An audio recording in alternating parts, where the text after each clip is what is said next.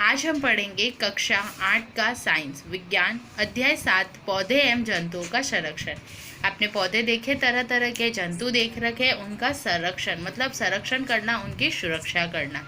हमने देखा था कि कक्षा 7 में बूझो और पहेली ने प्रोफेसर अहमद और टीपू के साथ वन भ्रमण किया था। आपने देखा था ना कि एक लड़का था टीपू, वन मतलब वो लोग जंगल में गए थे। कौन कौन? बूझो और पहेली अपने प्रोफेसर अहमद के साथ। वह अपने सहपाठियों के साथ अपने अनुभव बांटने के लिए बहुत उत्सुक थे। क्यों? क्योंकि उन्होंने जंगल में बहुत सारी चीजें देखी थी। कक्षा के दूसरे सहपाठी भी अपने अपने अनुभव बांटने के लिए अत्यंत उत्सुक थे। उत्सुक होना मतलब बहुत तेज जिज्ञासा होना, क्योंकि उनमें से कुछ भरतपुर, देखो आप वो कहाँ कहाँ गए थे, भरतपुर अभ्यारण्य भ्रमण करने, कुछ ने काजीरंगा राष्ट्रीय उद्यान देखा था, कोई लोकचाऊ वन्य जंतु अभ्यारण्य तथा गेट निकोबार बायोस्फीयर रिसर्च बृहद निकोबार जैव मंडल संरक्षित क्षेत्र। देखो बायोस्फीयर को हम बोलते हैं हिंदी में जैव मंडल संरक्षित क्षेत्र, बाघ संरक्षित क्षेत्र आदि को उन्होंने क्या देखा था, सुना था उन सब के बारे में। तो आपने भी अभ्यारण्य के बारे में पढ़ा है। अब हम पढ़ते हैं वनोन्मूलन एवं इसके कारण। अब वनोन्मूलन के क्या कारण है वो हमको क्या करना है, पढ़ना है। तो वनोन्मूलन का मतलब होता है वनों का उन्मूलन, वनों को निरंतर कटाई करना। हमारी पृथ्वी पर नाना प्रकार के पौधे एवं जंतु पाए जाते हैं। नाना मतलब विविध प्रकार के पौधे और जंतु है हमारे यहाँ पर। ये मानव जाति के अस्तित्व एवं भली प्रकार से रहने के लिए आवश्यक होते हैं। अब ये मानव जाति के लिए बहुत ज़रूरी होते हैं। यदि पौधे नहीं होंगे तो हमको खाना मिलेगा, भोजन मिलेगा नहीं। जंतु नहीं होंगे तो हमको ऊन या कपड़ों के लिए रेशे मिलेंगे नहीं। आज इन जीवों के अस्तित्व के लिए वनोन्मूलन एक बड़ा खतरा बन गया। अब ये क्या बोल रहे हैं, वनोन्मूलन मतलब वनों की जो निरंतर कटाई हो रही है उसके लिए क्या हो गया, आज ये सबसे बड़ा खतरा बन गया है। हम जानते हैं कि वनोन्मूलन का अर्थ है वनों को समाप्त करने पर प्राप्त भूमि पर अन्य कार्यों के उपयोग करना। वनोन्मूलन का यहाँ पर क्या अर्थ बताया अपने को कि वनों को समाप्त करना मतलब वनों को क्या करना, समाप्त कर देना, और उस जो जगह है उसको दूसरे कार्यों में उपयोग लेना, जैसे कि फैक्ट्री बनाना है ना, घर बनाना, इन सब में उसका उपयोग करना। वन में वृक्षों की कटाई निम्न उद्देश्यों से की जाती है। अब ये क्या बोल रहे हैं, वनों में क्या होता है, कटाई जो होती है वो निम्न उद्देश्यों से की जाती है। पहला, जैसे कृषि के लिए, भूमि के लिए क्या करते हैं, हम वनों की कटाई करते हैं। घरों और कारखाने बनाने के लिए हम क्या करते हैं, वनों की कटाई करते हैं। फर्नीचर बनाने अथवा लकड़ी का ईंधन के रूप में उपयोग करने के लिए, फर्नीचर देखते हो ना, टेबल कुर्सी खिड़की दरवाजे बनाने के लिए ईंधन के रूप में मतलब आग जलाने के लिए भी हम किसका उपयोग करते हैं, लकड़ी का उपयोग करते हैं। दावानल और भीषण सूखा भी वनोन्मूलन के कुछ प्राकृतिक कारण है। देखो ये जो थे वो कौन से थे, मानव निर्मित कारण है। अब प्राकृतिक कारण क्या होता है, दावानल। दावानल का मतलब होता है जंगल में लगी भीषण आग या उस साल बारिश ना हो तो भी हमारा क्या होता है, वनोन्मूलन होता है। और ये हमारे कौन से कारक होते हैं, प्राकृतिक कारण। अब है वनोन्मूलन के परिणाम कि भाई वनोन्मूलन से क्या परिणाम निकलते हैं। पहेली और बूझो ने वनोन्मूलन के परिणाम याद करने का प्रयास किया। उन्हें स्मरण है कि वनोन्मूलन से पृथ्वी का ताप और प्रदूषण के स्तर में वृद्धि होती है। देखो पेड़ हमारे लिए बहुत आवश्यक है। वो क्या करते हैं, हानिकारक जो गैसेस होते हैं उनको क्या करते हैं, जो गैस होते हैं उनको ग्रहण करते। अगर वो पेड़ पौधे नहीं होंगे तो क्या होगा, कार्बन डाइऑक्साइड की मात्रा जो वातावरण में बढ़ जाएगी, जिससे क्या हो रहा है, पृथ्वी का ताप निरंतर बढ़ रहा है, प्रदूषण हो रहा है। इससे वायुमंडल में देखो यहाँ लिखा हुआ आ गया ना, कार्बन डाइऑक्साइड का स्तर बढ़ता है। भौम जल स्तर का भी निम्नीकरण हो जाता है। क्यों? क्योंकि वृक्ष नहीं होंगे तो बारिश भी नहीं होगी। तो जो भौम जल स्तर मतलब भूमि के अंदर का जो जल है उसमें कमी होगी। उन्हें पता है कि वनोन्मूलन से प्राकृतिक संतुलन भी प्रभावित होता है। देखो प्राकृतिक संतुलन कैसे, एक तो गैसों का जो है ना संतुलन है वो बिगड़ जाएगा, और जो पेड़ पौधे खाने वाले जंतु है उनके ऊपर भी तो उसका असर पड़ेगा।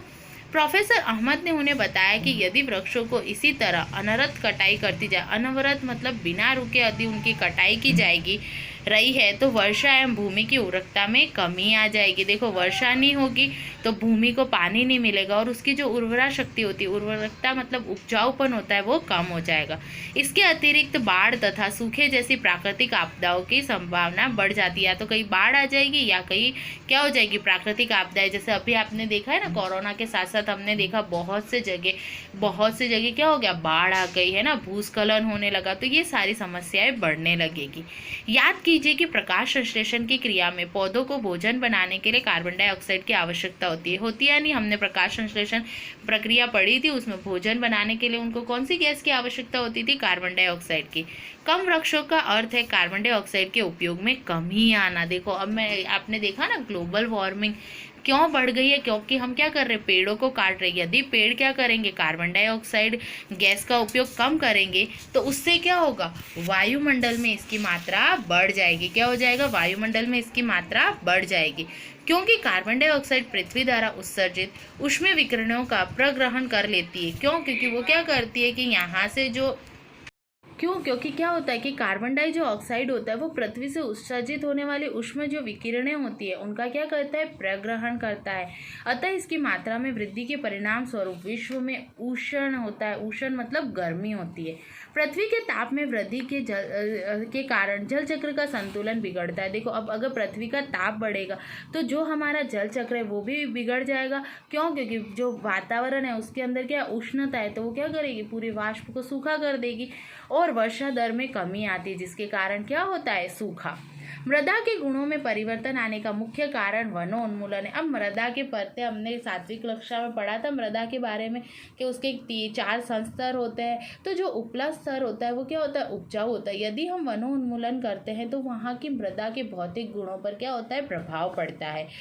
कक्षा 7 का स्मरण कीजिए, वृक्ष किस प्रकार मृदा अपवर्तन को रोकते। देखो मृदा अपवर्तन मतलब होता है मृदा का कटाव। तो आपने देखा है कि कोई वृक्ष मिट्टी को क्या करता है, बांधे रखता है। यदि हम उसकी कटाई करेंगे तो वहां से वो मिट्टी क्या होगी, पानी के साथ बह जाएगी। हम उसको बोलते हैं मृदा अपवर्तन। भूमि पर वृक्षों की कमी से मृदा अपवर्तन अधिक होता है। क्या होने लगा है, अधिक होने लगा है। मृदा की ऊपरी परत हटाने से नीचे के कठोर चट्टानें दिखाई देने लगती है। इससे मृदा में ह्यूमस की मात्रा क्या हो जाती है, कम हो जाती है, क्योंकि ए स्तर कैसा होता है, ह्यूमस वाला होता है। यदि वही चला जाएगा तो वहाँ क्या हो जाएगी, उर्वरा शक्ति कम हो जाएगी और धीरे धीरे वहाँ पर उर्वर भूमि मतलब उपजाऊ भूमि मरुस्थल में परिवर्तित हो जाएगी। इसे हम मरुस्थलीकरण कहते हैं। यदि हम वनोन्मूलन करेंगे तो वह दिन दूर नहीं है कि हमारे पूरी पृथ्वी पर क्या हो जाएगा, रेगिस्तान ही रेगिस्तान। वनोन्मूलन से मृदा की जल धारण क्षमता तथा भूमि की ऊपरी सतह से जल के नीचे की ओर अंतःस्रवण दर भी विपरीत प्रभाव पड़ता है। देखो वनोन्मूलन से क्या होता है कि यदि हम देखते थे कि पानी किससे टकराता है, पेड़ से, तो कुछ पानी वहाँ रुक के भूमि के अंदर चला जाता है। लेकिन यदि हम पेड़ को काट देंगे तो जो मृदा की अंतःस्रवण दर मतलब अवशोषण जो शक्ति दर है वो क्या हो जाएगी, कम हो जाएगी। और मृदा के अन्य गुण जैसे उसके अंदर पोषक तत्व है इत्यादि क्या हो जाएंगे, प्रभावित होंगे।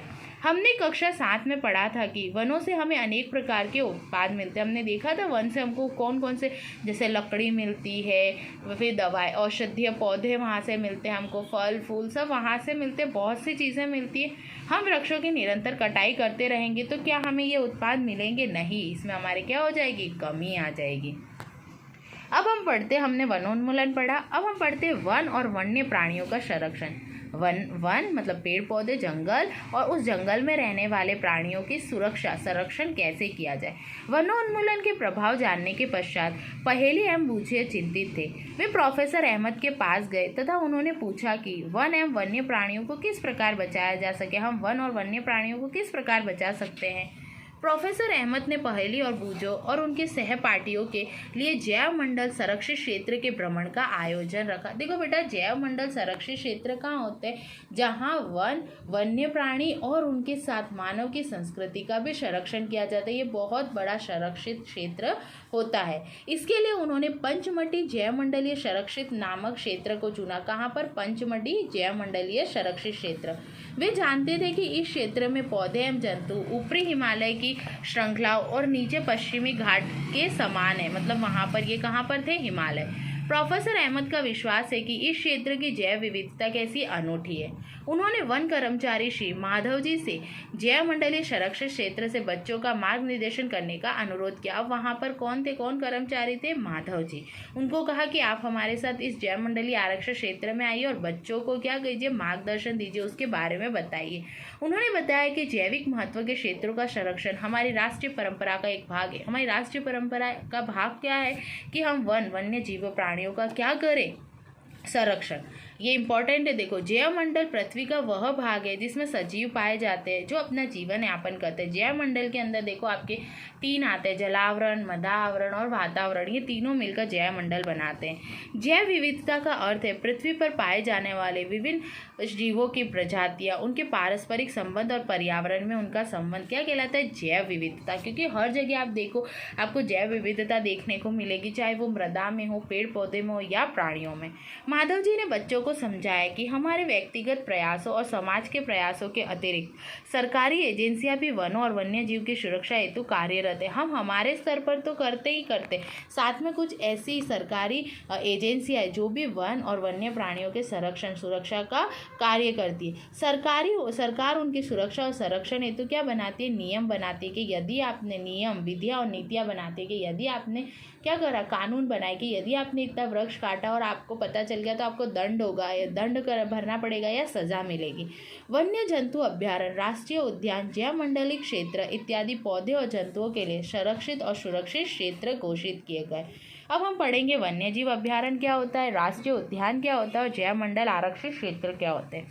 वनस्पति जात, वनस्पति जात का मतलब होता है अपना, वनस्पति जात का पेड़ पौधों, प्राणी, जीव जंतु और उनके आवासों के संरक्षण हेतु संरक्षित क्षेत्र चिन्हित किए गए, जिन्हें वन्य जीव अभ्यारण्य के नाम से, राष्ट्रीय उद्यान के नाम से और जैवमंडल आरक्षित क्षेत्र के नाम पर कहते हैं।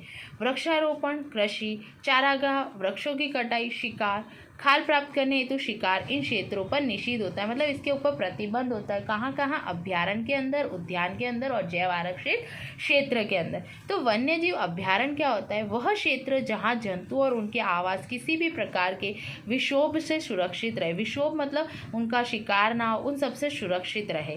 और वन्य जीव अभ्यारण्य के अंदर क्या होता है कि मतलब जो चरवाहे होते हैं उनको गाय चराने के लिए जाने देते हैं। राष्ट्रीय उद्यान, वन्य जंतुओं के आरक्षित क्षेत्र जहाँ वह स्वतंत्र रूप से आवास और प्राकृतिक संसाधनों का उपयोग कर सकते हैं।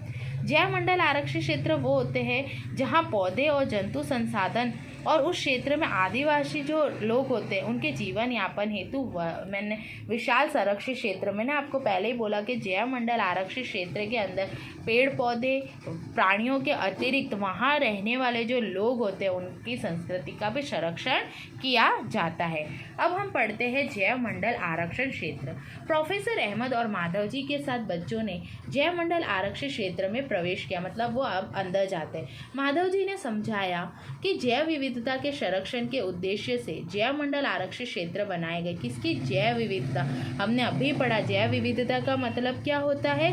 जीवों, जो पृथ्वी पर पाए जाने वाले विभिन्न पेड़ पौधे, विभिन्न जंतु, उनमें जो विविधताएं पाई जाती तो उनके संरक्षण को मद्देनजर रखते हुए जैवमंडल आरक्षित क्षेत्र बनाए गए। जैसा कि आप जानते हैं कि जैव विविधता का अर्थ है किसी क्षेत्र विशेष में पाए जाने वाले सभी पौधे, जंतु, सूक्ष्म जीवों की विभिन्न प्रजातियां। वहाँ कौन कौन से पौधे, कौन कौन से जंतु पाए जाते हैं, कौन कौन से सूक्ष्म जीव। आपको हर जगह एक जैसे जीव दिखाई देते, एक जैसे पेड़ पौधे दिखाई देते हैं? नहीं। किसी क्षेत्र का जैवमंडल आरक्षित क्षेत्र उस क्षेत्र की जैव विविधता और संस्कृति को बनाए रखने में सहायक होता है। किसी जैवमंडल आरक्षित क्षेत्र के अंतर्गत अन्य संरक्षित क्षेत्र भी हो सकते हैं, उसके अंदर और भी क्षेत्र हो सकते हैं। जैसे यहाँ पर हम कहाँ गए थे? पंचमढ़ी जैवमंडल आरक्षित क्षेत्र में सतपुड़ा नामक एक राष्ट्रीय उद्यान तथा बोरी एवं पंचमढ़ी नामक 2 वन्यजीव अभ्यारण्य है। देखो यहाँ पर लिखा हुआ है, ये बोरी अभ्यारण्य है, ठीक है, बोरी अभ्यारण्य है, और यहाँ पर एक राष्ट्रीय उद्यान भी है जिसका क्या नाम है? सतपुड़ा राष्ट्रीय उद्यान। और ये पूरा क्या है? पंचमढ़ी जैव आरक्षित क्षेत्र है। वहाँ पर देखो पंचमढ़ी अभ्यारण्य है, पिपरिया है, पनापराती गेट है, संरक्षित क्षेत्र है, चूना है, धेन है, बोरी है, नीमघन है, पंचमढ़ी है। तो ये पूरा क्या है? पंचमढ़ी आरक्षित क्षेत्र है। उसके अंदर एक राष्ट्रीय उद्यान है और क्या है? बोरी और ये पंचमढ़ी 2 अभ्यारण्य किसके अंदर दिए गए? इस पंचमढ़ी जैव अभ्यारण्य के अंदर। ठीक है, अब हम पढ़ते हैं इसके बाद पेड़ पौधे जीव जंतु। हमने देखो अभ्यारण्य पढ़ लिया, उद्यान पढ़ लिए, जैव आरक्षित क्षेत्र पढ़ लिया। अब हम पढ़ते हैं पेड़ पौधे और जीव जंतु। यहाँ पर आपको चित्र में दिखाई दे रहे अलग अलग पेड़ पौधे, अलग अलग जंतु, ये सब कहाँ निवास करते हैं? वन के अंदर। बच्चों ने भ्रमण करते समय जैव मंडल आरक्षित क्षेत्र की हरियाली संपदा की प्रशंसा की। हरियाली संपदा मतलब पेड़ों की, वहाँ पर बहुत हरियाली होते हैं। वे लंबे लंबे सागौन के वृक्ष, टीक के वृक्ष व वन्य प्राणियों को देखकर प्रसन्न थे। वहाँ पर देखो, यहाँ पर बहुत बड़े बड़े पेड़ होते हैं। आपने देखा है जंगल का दृश्य, बहुत बड़े बड़े पेड़ होते हैं, वहाँ बहुत हरियाली भी होती है। पहेली ने अचानक एक खरगोश देखा, उसे पकड़ने का प्रयास किया। वो क्या करा, उसने अचानक एक खरगोश को दिया। आप भी देखते हो ना, अगर छोटे कुत्ते के बच्चे को भी देखते हो तो आप भी वो होते हो कि हम भी उनको पकड़े। वह उसके पीछे दौड़ने लगी। प्रोफेसर अहमद ने उसे रोका। उन्होंने समझाया कि जंतु अपने आवास में प्रसन्न रहते हैं, कि उनको यदि हम ना पकड़े, वो अपने आवास में मतलब जहाँ वो रहते वो बहुत खुश होते हैं।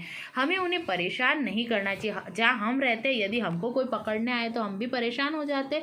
माधव जी ने समझाया कि कुछ जंतु एवं पौधे एक क्षेत्र विशेष में पाए जाते हैं, मतलब कुछ पौधे और कुछ जंतु ऐसे होते हैं जो एक ही जगह पर पाए जाते हैं, दूसरे जगह पर नहीं।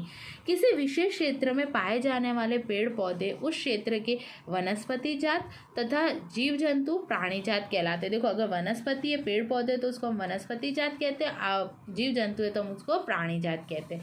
अब यहाँ पर देखो, आपको दे रखा है साल, सागौन, आम, जाम्बू, सिल्वर फर्न, अर्जुन इत्यादि क्या है, वनस्पति। वनस्पतियों के नाम है पेड़ पौधे। चिंकारा, नीलगाय, हिरण, चीतल, तेंदुआ, जंगली कुत्ता, ये सब क्या है, प्राणी जात है, जो किसके अंदर सुरक्षित रखे गए, पंचमढ़ी जैव अभ्यारण्य के अंदर। आया आपको समझ में। अब हम पढ़ेंगे विशेष क्षेत्रीय प्रजाति के, उस क्षेत्र के अंदर कौन कौन सी विशेष प्रजाति होती है। बच्चे शीघ्र ही शांतिपूर्वक गहरे वन में प्रविष्ट हो गए। अब जैसे जैसे हम जंगल में जाते हैं वहाँ पर बहुत गहराई होती है। बच्चे एक विशालकाय गिलहरी को देखकर अचंभित रह गए, आश्चर्यचकित हो गए। देखो, ये गिलहरी, जो गिलहरी हम देखते हैं वो इतनी लंबी होती है क्या, नहीं होती, उसकी पूंछ भी छोटी होती, लेकिन ये जो है, ये क्या है, विशाल मतलब बड़ी गिलहरी थी। वे इसके विषय में जानने के लिए बहुत जिज्ञासु थे। माधव जी ने बताया कि इसे विशाल गिलहरी कहते हैं। इस गिलहरी को देखो, आपको चित्र में दिखाई दे रही है, इसको क्या कहते हैं, एक विशाल गिलहरी, क्योंकि यह यहाँ की विशेष स्पीसीज है। स्पीसीज मतलब क्या होता है, जाति। जाति को इंग्लिश में हम स्पीसीज कहते हैं। तो यह यहाँ की एक विशेष प्रजाति है। पौधे एवं जंतुओं की वह स्पीसीज या जाति जो किसी विशेष क्षेत्र में विशिष्ट रूप में पाए जाए उसे विशेष क्षेत्रीय स्पीसीज कहते हैं। देखो, अब इसमें क्या बोल रहे हैं कि विशिष्ट क्षेत्र स्पीसीज इसको क्यों कहते हैं, क्योंकि वो किसी एक विशेष स्थान पर पाई जाती है। ये हमारे यहाँ पाई जाती है नहीं, ये एक विशिष्ट स्थान पर ही पाई जाती है। ये किसी अन्य क्षेत्र के प्राकृतिक रूप में नहीं पाई जाती, अन्य क्षेत्र में नहीं पाई जाती। किसी विशेष प्रकार का पौधा या जंतु किसी विशेष क्षेत्र, राज्य अथवा देश के विशेष क्षेत्रीय हो सकते हैं। देखो, कोई पौधा या जंतु या तो किसी विशेष राज्य में पाया जाए या किसी देश के अंदर पाया जाए। जैसे अपने यहाँ देखो विविध तरह के जीव जंतु पाए जाते हैं, तो ये जरूरी नहीं है कि वो जीव जंतु अमेरिका में भी हो, वहाँ पर अलग होते हैं, यहाँ अलग होते हैं। तो या वो देश देश के लिए अलग होंगे, राज्य राज्य के लिए अलग होंगे। माधव जी ने पंचमढ़ी जैव आरक्षित क्षेत्र में स्थित साल और जंगली आम के पेड़, देखो ये जंगली आम है, हमारा आम का पेड़ कितना बड़ा होता है, और ये क्या है, जंगली आम का पेड़ है। देखो यहाँ लिखा हुआ जंगली आम का पेड़, ये उन्होंने बताया, दिखाकर विशेष क्षेत्रीय वनस्पति जगत का उदाहरण दिया कि ये जंगली आम और साल के वृक्ष, देखो ये साल और ये जंगली आम कहाँ पाए जाते हैं, इस क्षेत्र के अंदर। विसन भारतीय विशाल गिलहरी तथा उड़ने वाली गिलहरी इस क्षेत्र के विशिष्ट क्षेत्रीय प्राणी। अब उड़ने वाली गिलहरी भी यहाँ पर पाई जाती है, जो क्या करती है, उड़ती है।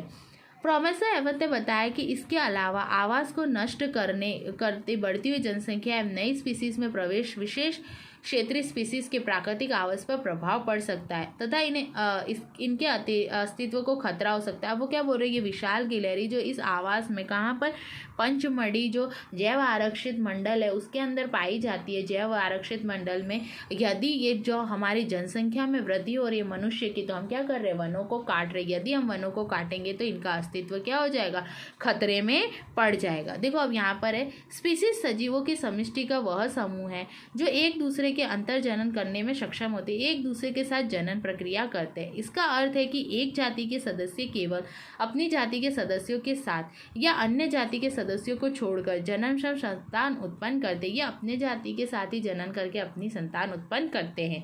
एक जाति के सदस्यों में सामान्य लक्षण पाए जाते हैं, सभी के अंदर ये सामान्य लक्षण पाए जाते हैं। यदि ये उड़न गिलहरी है तो ये उड़न गिलहरी, विशाल गिलहरी है तो विशाल गिलहरी। देखो इसकी पूंछ कितनी लंबी और यहाँ पर उसको देखो कितने सारे बाल आपको दिखाई दे रहे हैं।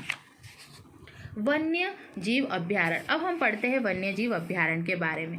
शीघ्र ही पहेली ने एक बोर्ड देखा जिस पर लिखा था पंचमढ़ी वन्य प्राणी अभ्यारण्य। हमने देखा जैव आरक्षित क्षेत्र में 2 थे तो उसमें उन्होंने पंचमढ़ी के बारे में देखा। प्रोफेसर अहमद ने बताया कि आरक्षित वनों की तरह ही कुछ ऐसे क्षेत्र है जहाँ वन्य प्राणी सुरक्षित और संरक्षित रहते हैं। जैसे जैव आरक्षित क्षेत्र वैसे ये है, इन्हें वन्य प्राणी अभ्यारण्य कहते हैं। देखो वन्य प्राणी अभ्यारण्य जहाँ पर जंतुओं को सुरक्षित रखा है। माधव जी पुनः बताते हैं कि अभ्यारण्य वह स्थान है जहां प्राणियों और जंतुओं को मारना या शिकार करना अथवा पकड़ना पूर्णतः निषिद्ध एवं दंडनीय अपराध है। देखो दंडनीय अपराध का मतलब होता है दंड हो सकती है, सजा हो सकती है यदि आप शिकार करते हो तो। रोक है, निषिद्ध मतलब रोक। कुछ महत्वपूर्ण संकटास्पद वन्य जंतु जैसे कि काले हिरण, श्वेत आंखों वाले हिरण, हाथी, सुनहरी बिल्ली, गुलाबी सिर वाले बतख, घड़ियाल, कच्छ मगरमच्छ, अजगर, गैंडा इत्यादि हमारे जो अभ्यारण्य के अंदर सुरक्षित रखे जाते हैं। क्यों? ये संकटापन क्यों है? क्योंकि ये धीरे धीरे लुप्त हो रहे हैं इसीलिए। भारतीय अभ्यारण्य में अनूठी दृश्य भूमि, बड़े समतल वन, पहाड़ी वन तथा बड़ी नदियों के डेल्टा की झाड़ी भूमि तथा बुशलैंड होती हैं। यह अफसोस की बात है कि संरक्षित वन भी जीवों के लिए सुरक्षित नहीं रहे, क्योंकि इनके आसपास के क्षेत्रों में रहने वाले लोग अतिक्रमण करके उन्हें नष्ट कर देते। वो क्या बोल रहे हैं? अफसोस की बात तो ये है कि ये जो संरक्षित वन तो हमने बनाए अभ्यारण्य, लेकिन उसके आसपास जो लोग रहते हैं वो क्या करते हैं? अतिक्रमण करते, वनों को काटते, जिससे क्या होता है ये जो जीव है वो वहाँ पर भी सुरक्षित नहीं है। बच्चों को प्राणी उद्यान, चिड़ियाघर भ्रमण की यादें ताज़ा करने को कहा गया। उन्हें स्मरण है कि प्राणी उद्यान भी वह क्षेत्र है जहाँ हम प्राणियों को क्या कर सकते हैं? संरक्षित रख सकते हैं। आप भी चिड़ियाघर देख सकते हो ना, जैसे यहाँ काकरिया में भी है, मतलब जो भी जू है उसमें हम देखते हैं कि प्राणियों को हम क्या करते हैं? सुरक्षित रखते हैं। अब हमारा है राष्ट्रीय उद्यान। सड़क के किनारे एक और बोर्ड लगा था जिस पर लिखा था सतपुड़ा राष्ट्रीय उद्यान। हमने देखा था मैप में अभी। बच्चे अब वहां जाने के लिए उत्सुक थे। माधव जी ने उन्हें बताया कि यह विशाल आरक्षित क्षेत्र है तथा पर्यावरण के संपूर्ण संगठनों का संरक्षण करने में पर्याप्त है। संपूर्ण संरक्षण का, पर्यावरण के, मृदा, जल, वातावरण, पशु पक्षी, पेड़ पौधे, समुद्र, इसलिए इसे राष्ट्रीय उद्यान के नाम से जाना जाता है। यह वनस्पति जात, प्राणी जात, दृश्य भूमि, ऐतिहासिक वस्तुओं का संरक्षण करता है। ऐतिहासिक वस्तु वह होती है जो हमको पुराने जो लोग हैं उनसे विरासत में मिलती है। सतपुड़ा राष्ट्रीय उद्यान भारत का प्रथम आरक्षित वन है। क्या है? प्रथम ऐसा आरक्षित वन है। कौन सा? सतपुड़ा। सर्वोत्तम किस्म की टीक इस वन के अंदर मिलती है। सागौन के वृक्ष हमको कहाँ मिलते हैं? सतपुड़ा राष्ट्रीय उद्यान के अंदर। और ये प्रथम आरक्षित वन है, आपको ये याद रखना है। सतपुड़ा राष्ट्रीय उद्यान की चट्टानों के आवास में स्थित है। यह इन वनों के मनुष्य की गतिविधियों के प्राग ऐतिहासिक परिणाम, यहाँ आदि मानव कैसे जीवन यापन करते थे उसके बारे में हमें पता चलता है। चट्टानों के इस मानव अवस्था की कुछ पेंटिंग कलाकृतियाँ भी मिलती है। मतलब सतपुड़ा के अंदर क्या कुछ पेंटिंग भी मिलती थी जो क्या करते थे? पुराने लोग करते थे, जिससे हमको पता चलता है कि यहाँ पर आदि मानव कैसे अपना जीवन यापन करते थे। पंचमढ़ी जैव मंडल संरक्षित क्षेत्र में 55 चट्टान आवास की पहचान हो चुकी है। देखो 55 ऐसी चट्टान है जिसके अंदर वहाँ आदि मानव कैसे जीवन निर्वाह करते थे उसके अवशेष है। जंतु एवं मनुष्य को इन कलाकृतियों से लड़ते हुए, शिकार, नृत्य, वाद्य यंत्र बजाते हुए यहाँ पर दृश्य दिखाई देते हैं। आज भी अनेक आदिवासी जंगल में रहते हैं, अभी भी रहते हैं ना बहुत से आदिवासी लोग। जैसे बच्चे आगे बढ़े उन्हें एक बोर्ड दिखाई दिया जहाँ लिखा था सतपुड़ा बाघ आरक्षित क्षेत्र। देखो बेटा, अब यहाँ पर एक पर्टिकुलर नाम लिखा हुआ है, सतपुड़ा बाघ आरक्षित क्षेत्र। मतलब यहाँ पर बाघों को क्या किया जाता था? सुरक्षित किया जाता था। माधव जी बताते कि हमारी सरकार ने बाघों के लिए संरक्षण हेतु एक नीति बनाई थी, एक प्रोजेक्ट बनाया था जिसका क्या नाम था? Project tiger. टाइगर मतलब बाघ। अथवा बाघ परियोजना, उसको हिंदी में बोलते हैं, एक परियोजना बनाई थी बाघ परियोजना लागू की। इस परियोजना का उद्देश्य अपने देश में बाघों की उत्तरजीविता और संवर्धन का था कि भाई बाघों की संख्या निरंतर कम होती जा रही है तो वो विलुप्त ना हो जाए, इसलिए उनके जनन के लिए और उनकी उत्तरजीविता के लिए उन्होंने प्रोजेक्ट टाइगर करके एक परियोजना बनाई थी। देखो यहाँ पर ये बाघ है, ये जंगली भैंस है, हमारी भैंसों से कुछ अलग दिखाई दे रही है, ये बारहसिंगा हिरण है। बाघ उन स्पीसीज में से एक है जो धीरे धीरे हमारे वनों से विलुप्त होते जा रहे हैं। मैंने अभी आपको बताया ना, लुप्त होते जा रहे हैं, परंतु सतपुड़ा आरक्षित क्षेत्र में बाघों की संख्या में वृद्धि हुई है। लेकिन यहाँ पर जो उन्होंने बाघ परियोजना चलाई थी उसमें उनकी संख्या में वृद्धि हो रही है और यह एक क्या है, अनूठा उदाहरण है। किसी समय शेर, हाथी, जंगली भैंसे तथा बारहसिंगा भी सतपुड़ा राष्ट्रीय उद्यान में पाए जाते थे। अभी मैंने आपको ऊपर बताया, जंगली भैंसे, बारहसिंगा, ये सब सतपुड़ा राष्ट्रीय उद्यान में पाए जाते थे। वे जंतु जिनकी संख्या एक निर्धारित स्तर से कम होती जा रही है वे विलुप्त होते हैं, उन्हें हम संकटापन्न जंतु कहते हैं। संकटापन्न जंतु हम इसको क्यों कहते हैं, क्योंकि ये क्या हो रहा है, अपनी निश्चित, मान लो कि इस क्षेत्र में 100 बाघ होने चाहिए लेकिन उससे क्या है, उनकी बहुत कम होती जा रही है संख्या, तो हम उनको बोलते हैं कि ये संकटापन्न, मतलब इनके ऊपर बहुत संकट है। बूझों को डायनासोर के विषय में याद दिलाया गया जो लाखों वर्ष पूर्व पहले विलुप्त हो गए थे। अभी डायनासोर मिलते हैं नहीं, पहले क्या थे, डायनासोर थे, वो धीरे धीरे विलुप्त हो गए। कुछ जीवों के प्राकृतिक आवास में व्यवधान होने के से उनके अस्तित्व को खतरा पैदा हो गया।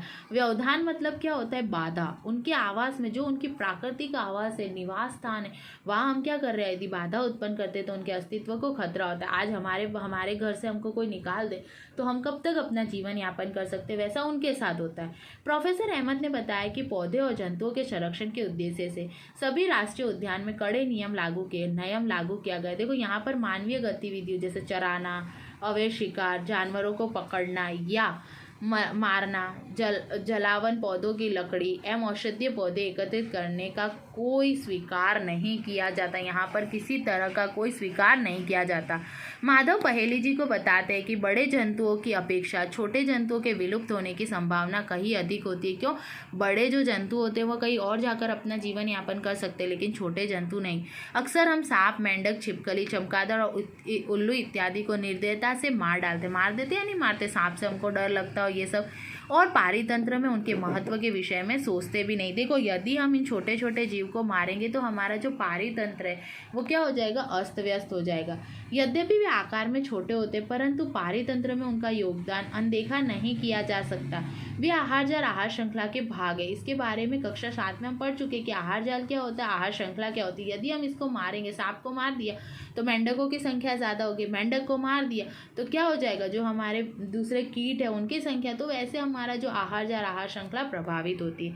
किसी क्षेत्र के सभी पौधे, प्राणी एवं सूक्ष्म जीव अजैविक घटकों जैसे जलवायु, भूमि, नदी, डेल्टा आदि संयुक्त रूप से पारितंत्र का निर्माण करते। देखो वो चाहे भूमि हो, चाहे जलवायु हो, नदी हो, पौधे हो, प्राणी हो, सूक्ष्म जीव, ये सब मिलकर पारितंत्र का निर्माण करते। यदि पारितंत्र के कोई एक घटक को यदि हम नुकसान पहुंचाते तो हमको क्या करना पड़ता है, विनाश का सामना करना पड़ता है। अब एक यहाँ पर पुस्तक है जिसका नाम है रेड डाटा पुस्तक। देखो रेड किसको इंगित करता है, खतरे को, तो रेड डाटा पुस्तक। प्रोफेसर अहमद बच्चों को रेड डाटा पुस्तक के विषय में समझाते हैं। वह उनको बताते हैं कि रेड डाटा पुस्तक यह पुस्तक है जिसमें सभी संकटापन्न स्पीसीज का रिकॉर्ड रखा जाता है। देखो अब संकटापन्न स्पीसीज जो संकट में जो विलुप्त हो रही है उनका रिकॉर्ड रखा जाता है ताकि उनके लिए परियोजनाएं बनाई जाए, उनको कैसे सुरक्षित रखा जाए उसके बारे में बताते हैं। पौधे, जंतु और अन्य स्पीसीज के लिए अलग अलग रेड डाटा पुस्तक है। देखो आपको इस साइट पर जाकर क्या मिल जाएगी, रेड डाटा बुक के बारे में मिल जाएगा।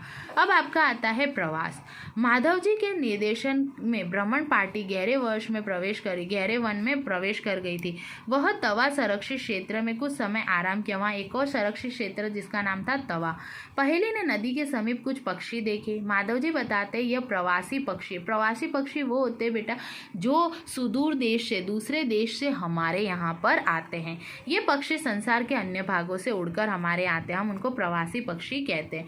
जलवायु में परिवर्तन के कारण प्रवासी पक्षी प्रत्येक वर्ष सुदूर क्षेत्रों से एक निश्चित समय पर उड़कर आते आते हैं। वह यहाँ अंडे देने के लिए आते हैं क्योंकि उनके मूल आवास में बहुत अधिक शीत के कारण वह स्थान उस पर जीवन यापन हेतु अनुकूल नहीं होता। देखो, दूर क्षेत्र से कहाँ से, जहाँ पर ठंड बहुत ज़्यादा होती है, तो वो पक्षी हमारे यहाँ आते हैं, अंडे देते हैं, अपना जीवन यापन करते हैं, फिर वापस वहाँ चले जाते हैं। ऐसे पक्षी जो उड़कर सुदूर क्षेत्रों से एक लंबी यात्रा करते हैं, हम उनको प्रवासी पक्षी कहते हैं। ठीक है, अब बता रहे हैं कागज का पुनर्चक्रण करना। प्रोफेसर बच्चों, पुनर्चक्रण मतलब वापस से बनाना।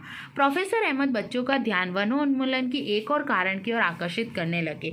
वह उन्हें बताते कि 1 टन कागज बनाने के लिए हमको पूर्ण रूप से कितने वृक्षों की आवश्यकता होती है? 17, अगर हमको 1 टन कागज बनाना हो तो। प्रोफेसर अहमद यह भी बताते हैं कि उपयोग किए गए कागज 5 से 7 बार पुनः चक्रण किए जा सकते हैं। एक कागज को हमें 5 से 7 बार उपयोग करना चाहिए।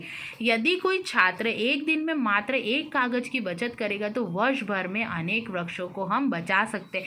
तो ये जो आप पेपर फाड़ देते हो, है ना, प्लेन बना देते हो, तो ये सब चीज़ें हमको नहीं करनी चाहिए, हमको इसका ध्यान रखना चाहिए।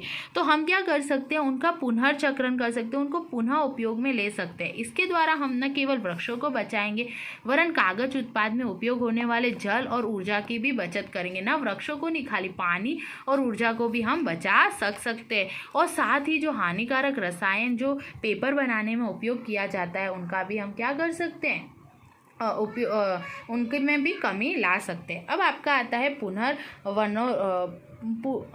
वन रोपण मतलब उन्मूलन का उल्टा। प्रोफेसर अहमद का सुझाव है कि वनोन्मूलन का उत्तर पुनः वन रोपण है। पुनः वन रोपण का मतलब होता है जितने वृक्ष काटे हैं उससे ज़्यादा वृक्षों को उगाना। देखो, वृक्षों की कमी पूरी करने के उद्देश्य से नए वृक्षों का रोपण करना पुनर्वन रोपण कहलाता है। रोपण वाले वृक्ष सामान्यतः उसी स्पीसीज के होते हैं जो उस वन में पाए जाते हैं। हमें कम से कम उतने ही वृक्ष तो लगाने चाहिए जितने हम काटते। अब हम जितने काट रहे हम उससे ज़्यादा ना लगाए पर उतने वृक्ष तो लगाए। प्राकृतिक रूप से वन का पुनर्रोपण हो सकता है, प्राकृतिक रूप से तो होता ही होता है, हम भी कर सकते हैं। प्राकृतिक पुनर्रोपण में मानव गतिविधियों का कोई स्थान नहीं होता, वो प्राकृतिक रूप से होता है। बीज गिरते हैं और वो क्या करते हैं, अपने आप बीज गिरते हैं, वहाँ पर पौधा उगता है। जंगल में तो कोई पौधे उगाने नहीं जाते, हम वृक्ष उगाने नहीं जाते। हम अपने वनों को अब बहुत अधिक नष्ट ना करें। यदि हमें अगली पीढ़ी के लिए यह हरी संपदा बनाए रखनी है तो हमको वृक्षारोपण करना पड़ेगा। यह एकमात्र विकल्प है। वृक्षारोपण मतलब वृक्षों को रोपना। प्रोफेसर अहमद ने उन्हें बताया कि भारत वन अधिनियम संरक्षण अधिनियम में बताया है कि वनों का है उनको परिरक्षण संरक्षण करना हमारा क्या है, एक उपाय है जिसके वन में हम अनेक रहने वाले लोग क्या करते हैं, वो आपूर्ति करते हैं। कुछ समय विश्राम करने के पश्चात माधव जी बच्चों के साथ वापस जाते हैं। सूर्यास्त हो चुका है, जैसे जंगल में रहना ठीक नहीं है। वापस आने के बाद बच्चे और प्रोफेसर अहमद क्या करते हैं, माधव जी का आभार व्यक्त करते हैं। तो आपने देखा यहाँ पर हमको भी क्या करना है, कागज का पुनर्चक्रण करना है, वनोन्मूलन को रोकना है, वृक्षारोपण करना है। Thank you student.